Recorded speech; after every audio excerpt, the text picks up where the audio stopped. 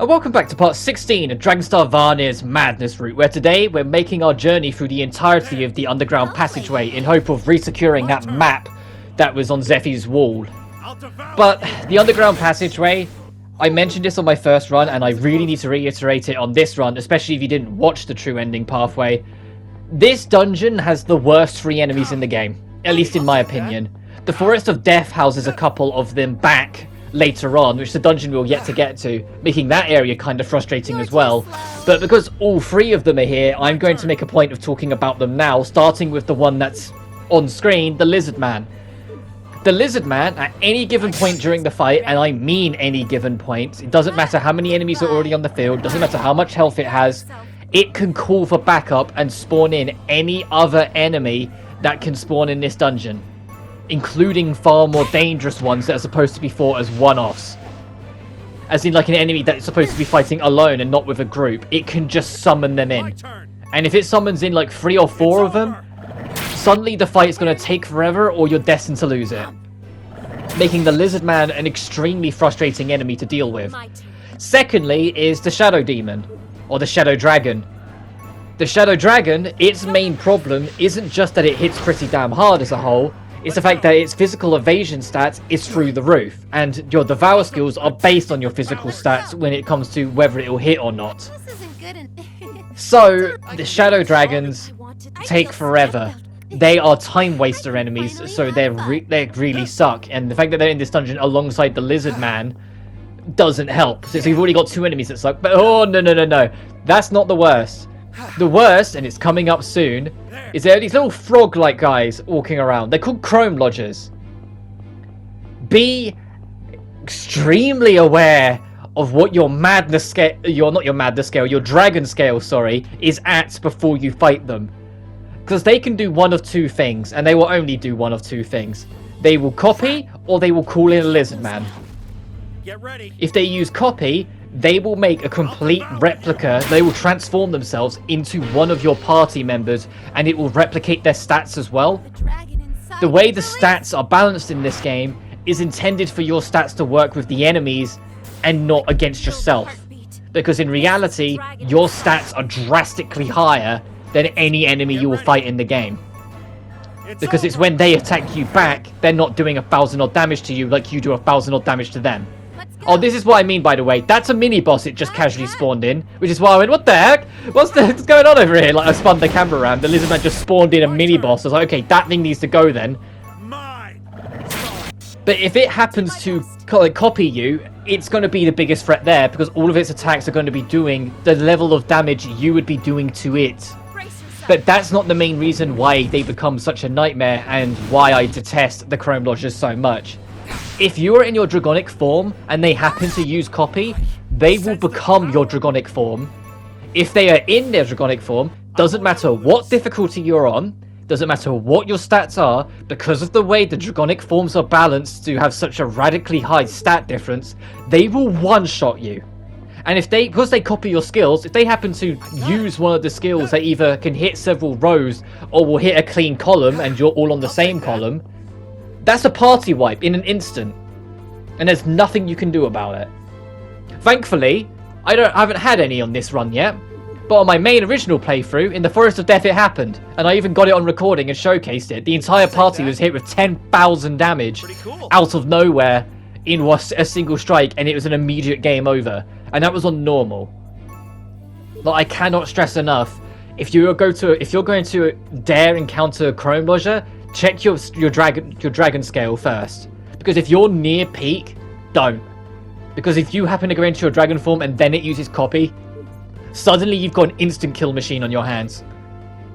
And it can absolutely just game over you at the snap of a finger. Especially if you're going for the true ending run, where any game over will affect your madness scale anyway. That's a reset if they happen to get you. As in, you're loading a save to keep your madness scale down. That's an old school, just you lose, go home, sir, kind of thing. Speaking of, it's approaching. You can. The thing is that I didn't register it straight away. Like, I approached it and I went, "Hang on a minute, is that what I think? Is that?" And then it makes a beeline for me. I'm like, "Oh god, it is!" Like, as soon as it made a beeline for me, I was like, oh god, that is the Chrome Lodger. If it gets a back attack on you, have fun. And the thing is that they never go alone. If it was on its own, it'd at least be more manageable. No, they're in like groups of 3 or 4, sometimes even 5. And this is it. It uses Dragon Change here to make a Lizard Man, so now that thing can just spawn in more enemies if it wants to. And I think the next one uses Copy. Yeah. And so it replicates Charlotta's entire stat list and moveset. It also adopts her strengths and weaknesses, so, you know, her being a fire monster, she's weak to water, which made it an easy dealing with. But if Charlotta was in her dragon form, that Chrome Lodger could instant kill us. And I cannot stress that enough, just how severe of a threat they are. Despite being a basic enemy, they are the biggest threat in the game, but only if you let them be. You have to just be keeping an eye. Like the full 3 purple bars now. Don't fight a Chrome Lodger if you're looking at what I'm looking at. Don't. Because all 3 of you are going to go into your dragon form. And it's just going to copy one of you. That's just a death wish. That's just a suicide waiting to happen. So do not do it. But yeah, as like they've become, for me, every time I come back to Dragonstar, because I've played it quite a number of times now. They're just the unholy trinity to me. Those 3 enemies specifically are the 3 I always go, oh god, it's them. And the fact that 2 of them come back in the Forest of Death, which is a dungeon later on. If you haven't watched the main playthrough, I know it sounds ominous, but don't worry about it. It's just one of the dungeons we'll go through a little later on in the game. The Forest of Death has the Chrome Lodgers in it again. And I think actually the 3rd Star Temple has a Chrome Lodgers in it as well. And it's like, oh my god. Actually, it might not have been the Forest of Death I got one tapped by the Chrome Lodgers. It might have been the 3rd Star Temple in the original run. It has been like 9 months, so you have to forgive me if I can't remember off the top of my head. But I think that's the worst place. The fact that they keep them around. It's like if you're playing Final Fantasy and they kept a Malboro around for like most of the second half of the game as a normal enemy. Like, the Malboros are terrifyingly frustrating enemies and extremely difficult to deal with, but they're usually limited to either one-off encounters, like, say, a boss fight in Final Fantasy 15, or they're locked to an optional dungeon like Final Fantasy 4. Well, I say pseudo-optional, because you have to kind of go there later on. You just don't have to do all of it. It's just you can go there super early and do most of it if you want to, but then you have to deal with the real wrath of the Malboros. These are also an interesting enemy that kind of... The enemies in this dungeon are all weird, alright? You've got the 3 suckers, the 3 monsters that make this place hell. But then you've also got these guys who will always only attack once and immediately escape. So if you want the dragon cores of them, you have to just kind of like when you're trying to catch an Abra in Pokemon, you need to go for it on the first turn regardless of health and just hope you get it.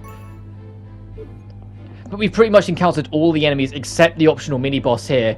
And the funny thing is that in the original recording, the optional mini-boss, because I didn't do the optional extra floor of this dungeon until after the time limit was done, we were drastically over-leveled and we floored the thing. And so, going into this, I was like, oh, we're not only going to fight it on an adamant level, we're going to fight it on hard. So it's going to get its chance to shine to try and make up for the fact that I didn't give it a chance in the original playthrough. Jump the gun here, it can be devoured, and I get very lucky. So let's just say it doesn't happen. Although actually, is this our first Shadow Dragon? I'm trying to think, because I've been talking, it's like, in the recording, have you already gone past one? But either way, yeah, this is a Shadow Dragon now, we can talk about it. Look at how many of these missed. It's weak to light. Most of that missed, we didn't even, even bother trying to get the Devour. If you're trying to go for the Devour in these things, just keep an eye on your health, spam it. Just spam it until you get lucky, because you will eventually. It will just take a long while. But if you're trying to fight them legitimately, you're in it for the long haul, because their magic defense is extremely high. They have Death Invitation, which is an instant kill skill. It doesn't have a high chance of connecting, but it's a video game where the enemy has an instant murder skill that they can use on you, so it doesn't matter how low it is. It will get you when you least want it to. When it's the most stressful for it to do so, it will get you. Like it just did there in Manessa. Like, no, it just seems useful. It's a shame because I do enjoy. The biggest thing I enjoy about this dungeon is the loot. It's the fact that it's a lot of optional paths. Like, you can finish this dungeon in about 30 seconds because the finish line is dead ahead of you. You can see it the moment you spawn. But you've got this entire labyrinth, like underground, like maze that you can explore that has some really good loot. Not just for weapons and stuff, but for some of the social stuff as well. Like, you can get the best social accessories for each of the characters here to really boost their friendship meters if you're trying to get them over the edge to start relationships with them. This fight, 4 Chrome Lodgers, this fight is like 4 or 5 minutes long. Even though we fought all the enemies that are here, I kept it in because it's an opportunity to demonstrate how much these guys suck. Thankfully, I come out on top because they didn't copy any of us in a dragon form. But the main thing that sucks here is the fact that they are replicating our stats, so hit like a truck, so Charlotta just got destroyed. Even if it's not dragon stats where it'll be the one-hit kill wonders that they become, they still hit very hard because of how they handle the stat balancing. Every enemy, like I said, has far lower stats than you to balance out the damage. So when they're actually just doing your stat worth damage, suddenly you realize how much higher your stats are when they're doing 1,500 damage to you every strike. And they have skills like Water Post, which I gave to Manessa and shouldn't have, because that hits everyone because it's all 3 rows. So that attack is extremely dangerous, which is why I'm like, no, that needs to go. That needs to leave, because that's just a threat.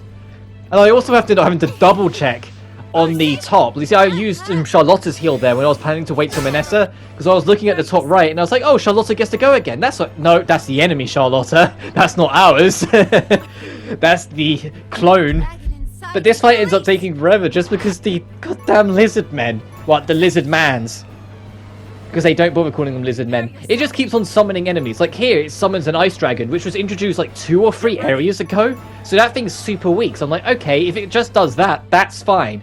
That's the only time it really does that. The rest of this is going to start summoning mini bosses again, and we start getting overwhelmed, and we're averaging almost a death a turn. And for some baffling reason, they can summon more lizard men. What? So the enemy that can just spawn an infinite number of enemies, one of them is it that can just summon even more infinite numbers of enemies. If you're really unlucky, they can spawn in more enemies than you can kill them. Full stop. They will just make more lizard men than you can deal with and then make powerful dragons like the ones you're seeing here. But you see, I'm checking the level. I'm like, okay, that thing's level 50. But those other guys, they're stronger, I think. They're like level 60. My turn.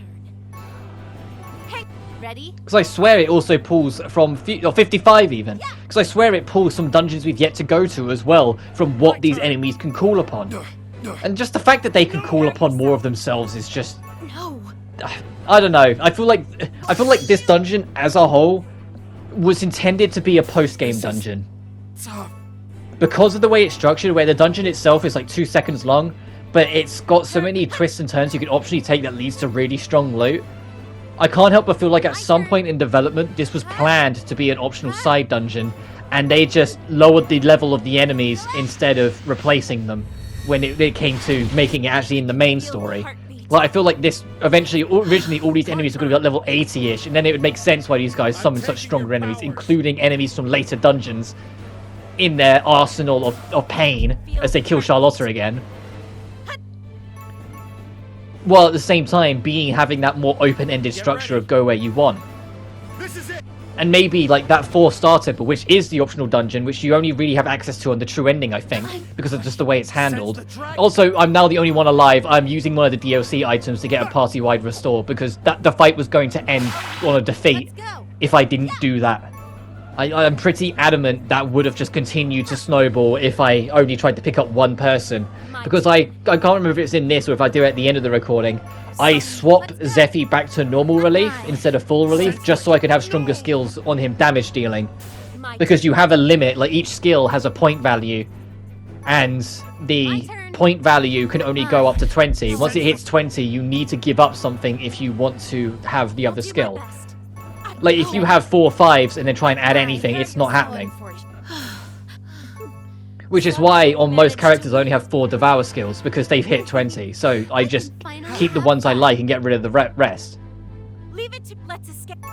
And you see, after that, yeah, I left, because I was like, that fight was hellish. And the moment you leave a dungeon, you get a full restore. So I was like, just leave. So I give that Chrome Lodger the evils, because I decided from this point onwards, I'm not going to optionally fight a Chrome Lodger ever again. Most of the fights I edit out had a sneaky pocket Chrome Lodger. And that's the only way I could think to describe it. Just a sneaky pocket frog that they had. I ended up fighting that one, unfortunately, as well. Where it's like, you'd fight enemy, it's like, oh, it's the holy dragon, or whatever the giant white dragons that are in here are called. I'd fight it, and then as it transitioned, it would say, oh, by the way, it's got 2 chrome lodges with it. I was like, what the... Come on! These guys. I think that one specifically actually had a chrome lodger with it. That one did as well, I think. Useful. The next few maybe didn't. But still, it's so This might be evil. useful. That's the only thing to use to describe it. And also, there's not going to be any story beats in this dungeon. We're just clearing out the entirety of the passageway today. Oh no. Which, to be fair, it's nice to do. We don't always get parts like this where I actually get to sit down and do gameplay. In fact, because of the fact that we've been repeating a lot of stuff from the main playthrough, it's mostly been cutscenes. Like, the last part was a good example of what I mean by that. Like, we did, like, 30 seconds of me talking at the start, a couple minutes in between, and then that was it.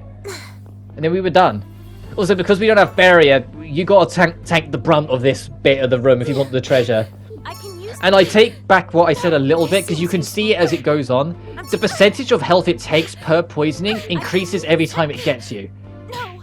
So, like, even though it takes, like, a smidge on the first time, it gets us below half pretty quick. So I'm like, oh, okay, no, you have to actually keep on top of it. Like, if the first bite, so to speak, takes, like, 3%, the next one takes 5%, and the next one takes 8%, the next takes 10%, that sort of thing. Like, it takes us more and more per red flash of the screen of it poisoning you.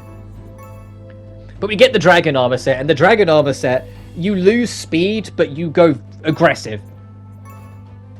You get very aggressive stats. Also, off-screen, I picked up an armor set that I would never recommend using. The stone boots. You see them? The stone boots boost your defense ridiculously high, but your speed becomes 0. Like, it's minus 400 on your speed. I think it's minus 450. But either way, it will make it so you will go, like, once every time the enemy's gone 3 times. No. So I hope you enjoy that. So don't use it, because you'll become the slacking of the team. You know, where you end up having to miss turns and just brunt the attack of everything, just without the power damage that comes with slacking. So I get some nice new equipment.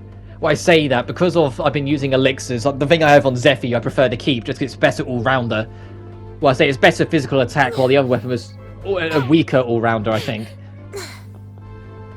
I think I'll keep this encounter in, Bring it on. because I think this was another shadow dragon that was determined not to play ball, and I was like, you know what?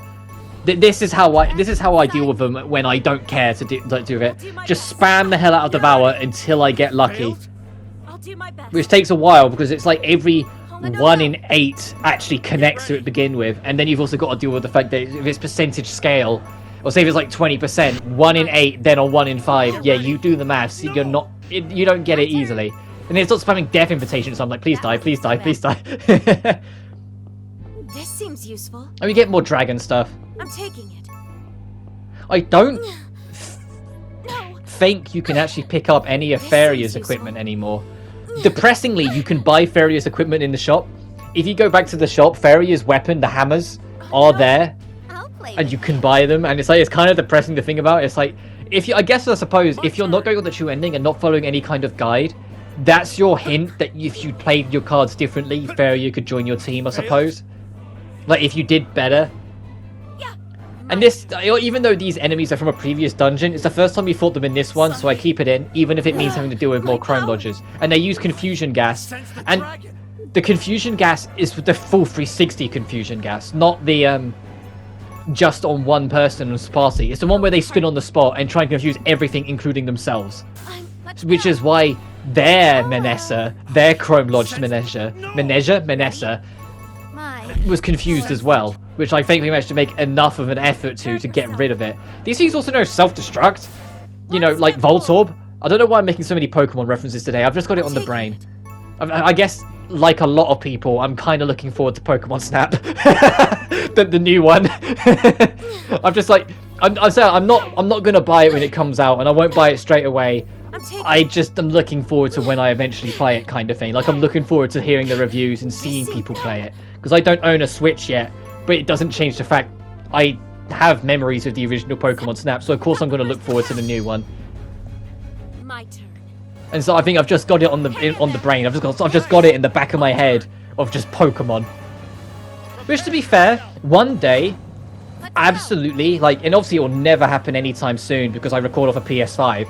But if I ever get the money together, get proper recording equipment, and sort that all out, I would love to do a Pokemon game. Genuinely. The beauty of doing a Pokemon game, regardless of which one it is, regardless if it's one you like or not, the beauty of them is anytime someone does a Let's Play of them, it's their team. It's their way of doing it. And I love showing off my team and my way of doing it. And comparing it to people and seeing people say, oh, you took that Pokemon? Oh, okay. Like, the biggest thing that always surprises people is that in most Pokemon games, I have a Crobat in my team. Because Crobat is a fast as fuck, boy. And he is really good, at least in my opinion, especially with the right skills in the later gens when they started really going in and giving Poison more stuff. Like, I usually have a Crobat in my team, and it always catches people off guard. The first time I encounter a Zubat, the first thing I do is catch it instead of go, Zubat. I immediately go and catch it, so I'm like, oh yeah, I have a Crobat on my team, thanks. And it's like a universal. Sorry. I usually on my teams, regardless of which Pokemon game I'm doing, I do 3 Pokemon that are my mainstays, so to speak, like my confidence, and then the other 3 are ones that are exclusive to that region. Like if I'm playing Pokemon Platinum, I'll have 3 members of my team be my favorites, and then the other 3 be Sinnoh-based Pokemon. The only exception to this is Gen 5 Part 1, where in Pokemon Black and White, you only had access to the Generation 5 team, so you just use that. And I just commit to it then. You're in the way. Which, to be fair, that's something I actually genuinely liked about Gen 5. As much as I wasn't the most keen on Gen 5 Part 1, at least when I was a kid, like I've come around to it a bit more as I've got older, mostly because I wasn't a big fan of Gen 6 at all, and still aren't. In my personal opinion, I think Gen 6 is the weakest generation, and I say that knowing how many people hated Gen 8. I didn't mind Gen 8, I thought Gen 8 was alright. I didn't like a lot of its decisions, but I thought it was alright. In the same vein, I thought Gen 7 was okay. But I'm getting off topic. The point is, I make a point, even in regardless of which Pokemon game it is, to mix up my teams. But with Gen 5 Part 1, I did actually genuinely like the fact that they made it so you could only use the new Pokemon. So it forced you to break your traditions, break what you're used to, and actually do something new. And suddenly I was having very mixed up different teams that were drastically different to what I was used to, because they were cool. Anyway, enough of the Pokemon talk. Next time on Dragon Star Varnir, we'll actually go after the map, since I've just kind of meandered for all of this. But until then, you guys take care now. Peace.